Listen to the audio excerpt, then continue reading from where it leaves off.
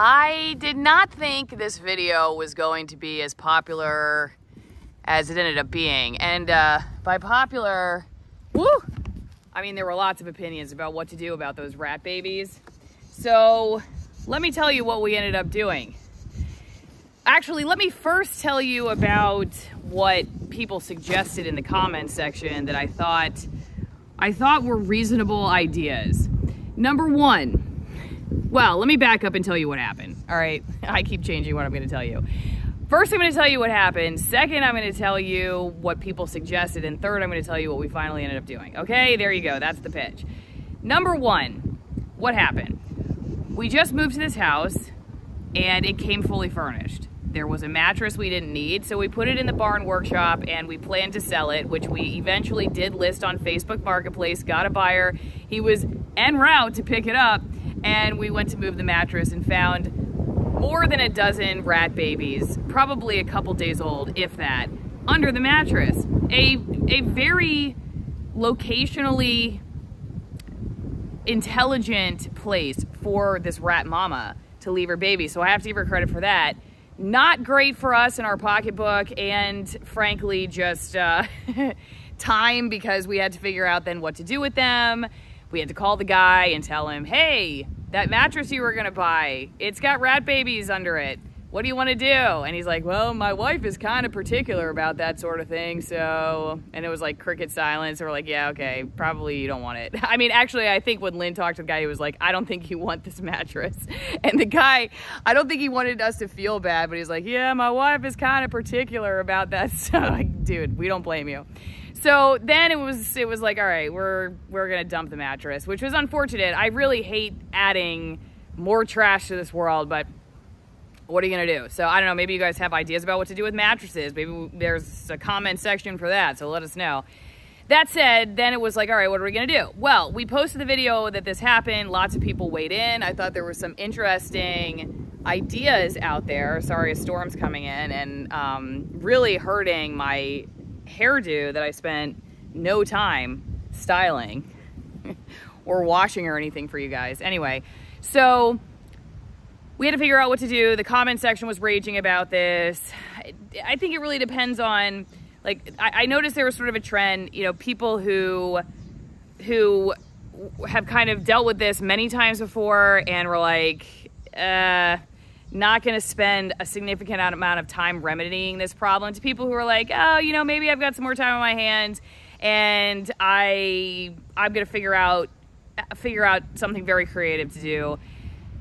I didn't get the sense that there were people who just like hate rats. Just people who had some decisions that were just like, look, they're gonna compete with you for food, they're gonna compete with you for space, they're gonna eat through all your stuff, they're gonna eat through electrical wiring, they become a real hazard, they're a legitimate pest. This is not just like Hakuna Matata, we can all live together and figure out a way. And I totally understand that, and I do agree with that perspective. Then the question was, okay, if we're not gonna let them just hang out here, like, for instance, there is a fox we know that lives around the property, all right? And we have not done anything to the fox.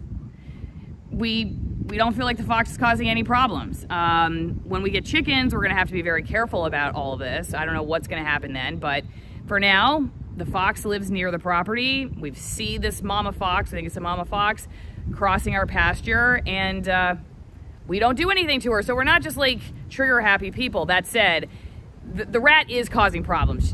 She has eaten through a bunch of her stuff. She ate through a tarp. She does eat through the grain bag, so now we've secured all of them. It is probably the grain, the horse grain. Freckles, the older guy, he eats quite a bit of it. Sassy's on kind of a grain-free diet, but they probably like her stuff too. She eats like lentils and, you know, all kinds of hippie horse food. And the goats get a little bit too. They get this organic grain from California. I'm sure the rat really feels like it's at Whole Foods when it comes to our place. But anyway, long story short, here's what the comment section had to say. Either you just dispose of them, and here were their ideas. A bucket of water, freezing, what else? Those were the two main ones, I think. It was like a bucket of water, freezing, just kind of dump them somewhere because they're not gonna, you know, they're not gonna be able to survive without mom. And the other advice advisees is that, you know, our other editorial board, farm editorial board members suggested they're going for a purpose, i.e. food. And some people did comment that we do have this fox that lives near us and that perhaps that would be a good option for disposal. Snakes, there were people who said, hey, why don't you go on Facebook Marketplace and post that you have these rat babies and see if a snake owner or somebody who would feed them to their animal would like to take them. That was a little bit more effort than we were willing to put in. However, I do have a friend who has chickens who posted that her chickens like to eat pinkies. That's what she calls them. I had no idea that they are food for chickens. So, hey, if you find these, you want to feed them to your chickens, apparently that's an option too. But make sure you don't have rat poison out that could potentially have gotten passed to them and is going to get into your chickens. We don't use poison.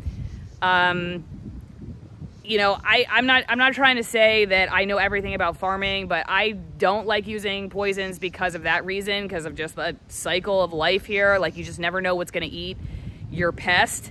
We have got kids, we've got dogs, you know, I just, for me personally, you know, we don't want to take the chance that it's going to end up in the wrong belly. So we don't use that. So that wasn't an option. And also, like, in this particular case, it's like, well, if you want to use them for food for somebody, then, you know, hey, so I just throw that out there, something to think about. What we ended up doing with this box, which is where the babies went, all right? We put them in here. Actually, I should say Lynn put them in here. And they were in here for a short while I walked them to a strategic location where, ding, ding, ding, I knew either a hawk or the fox would be eventually passing through. We do have quite a few birds of prey out here. We have at least one hawk who I believe has nested in one of our trees. I hear this hawk a lot. Beautiful bird, hangs out here quite a bit. And like I said, we have the fox. The next day, the pinkies were gone. Who took them? I don't know. The box was tipped over. So it could have been a bird still. I mean, the fox could have knocked it over, but the bird could have landed on the side of it and knocked it over. Who knows? But the pinkies were gone. Is it possible that the mom rat came by and moved them all? It is possible. I think it's unlikely.